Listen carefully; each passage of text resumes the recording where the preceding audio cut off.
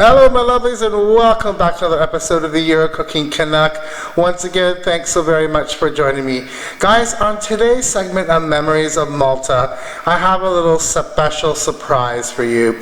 Now, my mom, my lovely mother, came to visit me here in Malta for 2 beautiful weeks. And while she was here, I asked her, Mom, please, can you make Ross Fil-Forn for me? Ross Fil-Forn is rice and Fil-Forn is like an oven. And it's basically a baked rice.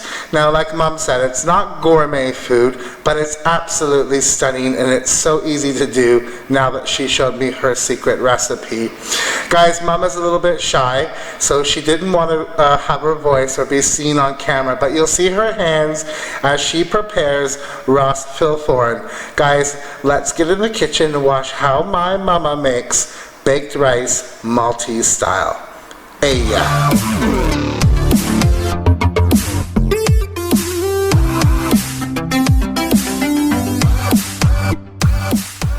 Hey guys, welcome to the kitchen countertop. As usual, all of the amounts we use will be below in the description bar. Click show more.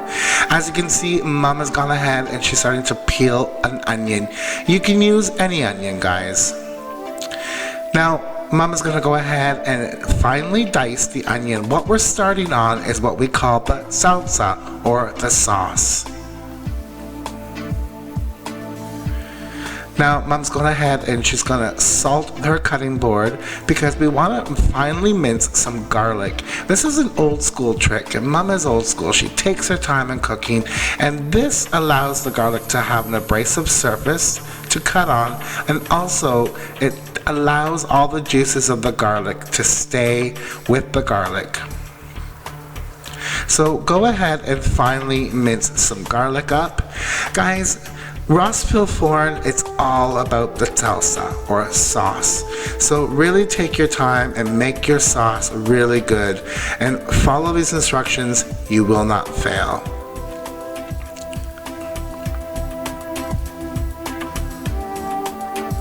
So now you're going to go ahead and mince. Finely mince that garlic, and we're going to get ready to start our sauce. So in our pot here, we do have some olive oil, and what we're going to go ahead and do is make sure that it's warm enough, and when it reaches temperature, Mom adds everything at once, all of the garlic and the onions.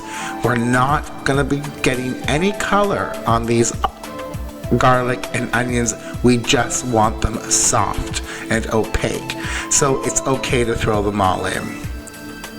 Now, if that was me, they'd be all over my stove and counter. Mom's pretty good yielding that knife. That's why I use my big old paws.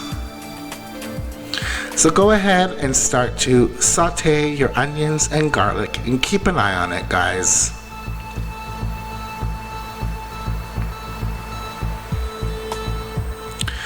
So after a couple of minutes, Mom's checked her onions and garlic. They are getting soft. As I said, we do not want any color as long as they're soft and not burning, and we can go ahead with the rest of the sauce.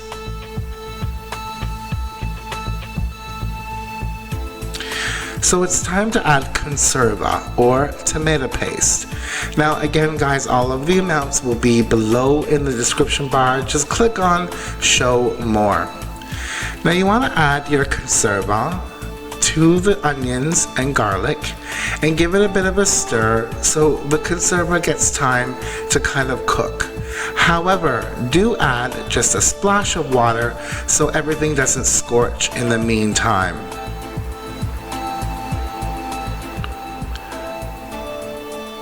Now in total, I can tell you that we used 2.5 tubes of conserva, which equates to 2 of those small tins of tomato paste, which are 157 grams each.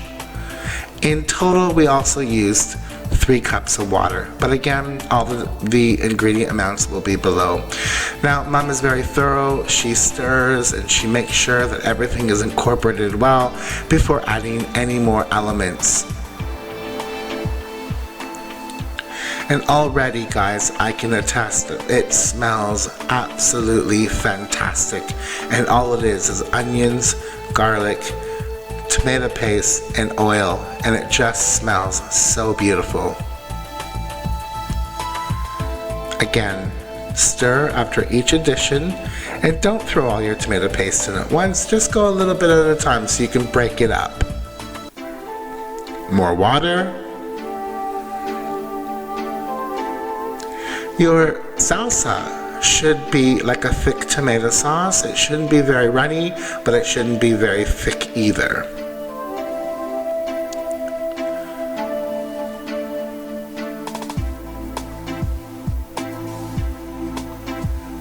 Last little bit.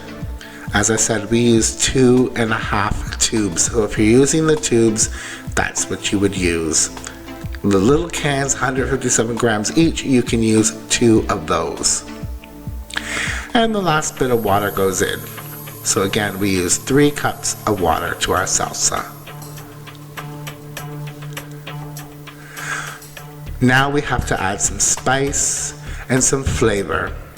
So Mama's gonna go ahead now and add some curry powder. Now guys, please believe me when I tell you this will not taste like an Indian curry.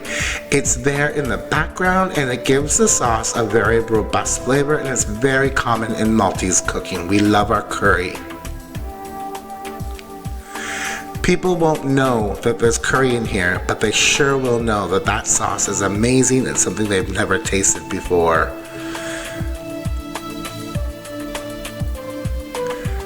And again, the amounts will be below, but when it comes to spices and salt and pepper, it's all to your taste, guys.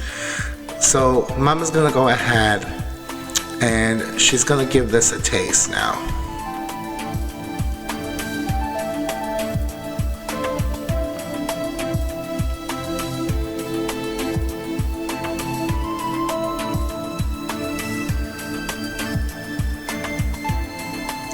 What do you think, Mom?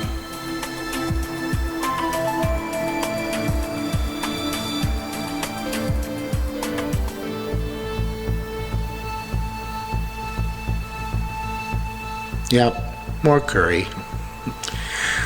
All in all, we put about 2 tablespoons of curry. And as you can see, the consistency of the sauce, it's like a rich velvety sauce, not too thin and not too thick. Mom always puts a little bit of sugar in her sauce, and that was about a teaspoon, just to balance out the acidity of the tomatoes. Some salt to taste.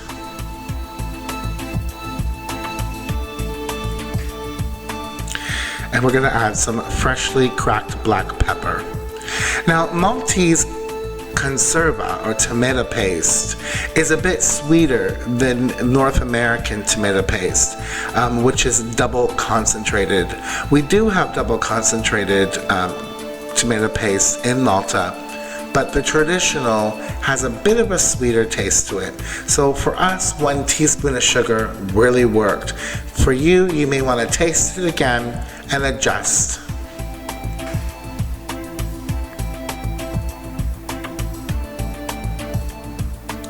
Give this a nice stir, and we're going to let this simmer for just a little bit now. Alright gang, so our salsa has simmered and we're going to go ahead and add some green peas. Now this is completely optional. Many people do add peas, and in our family we do, because we all love peas. If you don't like them, you can absolutely omit them. But we love peas, so add more, Mom. Thank you. Give this a good little stir, and again on a very low flame or low heat, we're going to allow this to simmer for about an hour.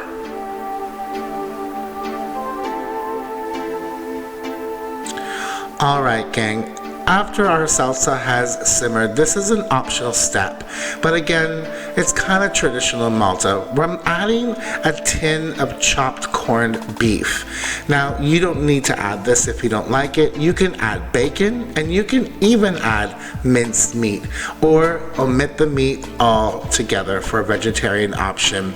But this is what we're doing with our Ross Il Forn today. Alright guys, we've let that simmer additionally until the corned beef just disintegrates in there. You don't taste it, but again, it adds more of a robust flavor to your salsa. So Mom is going ahead and she's going to ladle this into the casserole dish that we're going to use to bake our rice. I can honestly eat this like that with some crusty bread dunked in there. It's that good. Like I said guys, it's all about the salsa when you make baked rice. So we're gonna go ahead and add our rice. Now Mom swears by Uncle Ben's, and we're not being paid by them, but she swears that it turns out the best in this recipe, and I know we can get Uncle Ben's all over the world. So we're gonna go ahead and add our rice. And in total, we used 2 and about 1/4 cups of rice. Now again, this is by feel and touch, but if you go with what we're using here and the amounts we're using, it will turn out perfectly. And there's 2 cups now, and what Mom does is she stirs that in and uses a fork to feel the consistency. Don't forget guys, the rice swells. So she's gonna test it out, see how it feels, and then if she needs to add more, she will. And again, this is where we added the additional 1/4 cup.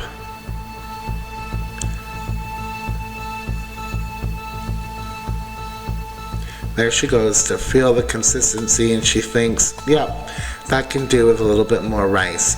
Again guys, the rice is raw and the salsa is what's going to cook it. So if you've omitted the meat, or perhaps you've omitted the peas, which do have some liquid in them, you may want to add a little bit more. So about an additional 1/4 cup, as I said, is going to go in here. Now guys, what we're going to do is we're going to pop this into the oven at 200 Celsius, and we're going to cook this until the rice is cooked, firm, and the top starts to get a little brown. You can cook it longer to make a crispy top, up to you. Before it goes into the oven, another optional step is you can add in some jabon tel hak, or grated Parmesan cheese, Parmesan Reggiano, whatever your favorite grated cheese is. I asked Mom to do this. She normally doesn't. She just adds it on at the end on top.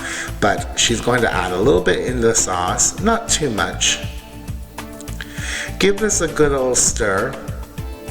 And like I said, this will go into an oven at 200 Celsius, and we're going to cook this until the rice is all soaked up the salsa, it's all cooked and soft, and the top is firm and slightly browned. Now here's Mom's signature trick. What she likes to do, and it works out perfect every time, is she adds a drizzle of water on top of the Ross Il Forn, almost like a float. It's just gonna sit on top of your rice mixture. She used probably about a cup. Now, as she said, it's ready for the oven. Okay gang, our Ross Il Forns come out of the oven. It looks beautiful, it's firm, it's set. I'm gonna cover this with some tin foil and just let it cool down a little bit so we can cut it. It's always better when you let it cool down.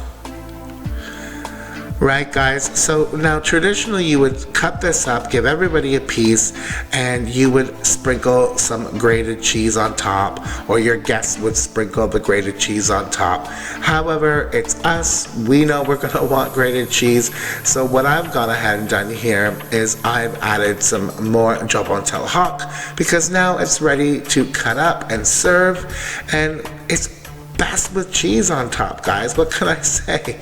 You can omit it, of course, but this is more traditional. We do like the cheese on top. So you can use, again, Parmesan, Parmesan Reggiano, whatever your favorite grated cheese is, or you can let your guests add it to their liking. We like a lot.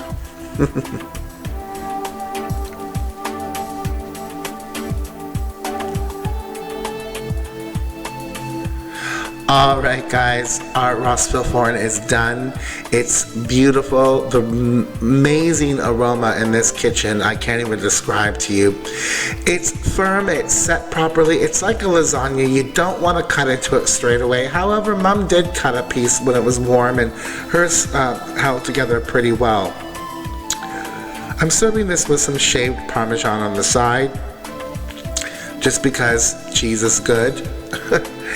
Guys, you're gonna love this recipe so much, and I really want to thank my mom from the bottom of my heart for showing me how she makes this beautiful traditional Maltese dish. Guys, like she said, it's not gourmet food, but it is the best home comfort food you can ever have.